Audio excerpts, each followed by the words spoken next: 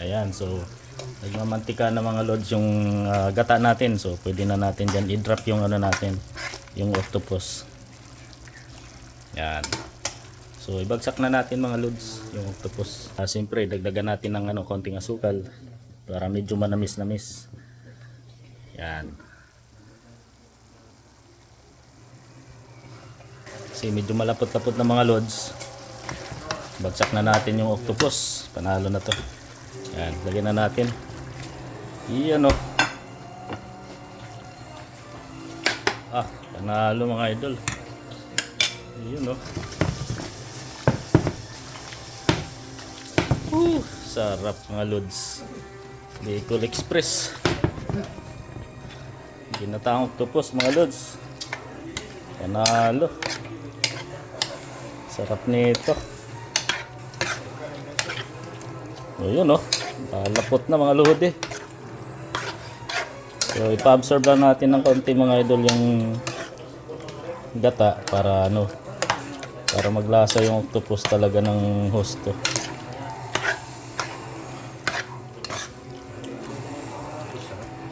Panalo. Ito mga idol. Kumuha ka nga ng isang piraso dyan. Patikim tating kaya idol. Parang mainit idol. Okay lang. Ayun oh. Tapos mayroon pa dito si idol pinipirito na fish hunting. Swabe lasa mga lods. Perfect na raw yung lasa mga lods. Kaya anghang idol, okay na ba? So hindi gaano maanghang, hindi naman. Uy, may aftershock daw. So katamtaman lang mga lods. Na natin hanguin. Konting kulo na lang diyan konti. Parang earthquake daw.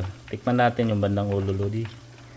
Kung swabing swabe. Yun, tikman natin. Tapos.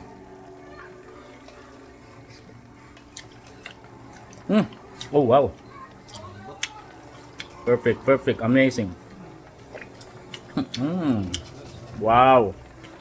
Sarap mga parami kain dito. Parami. Galing. Sana makahuli pa ng octopus muli. Panalo.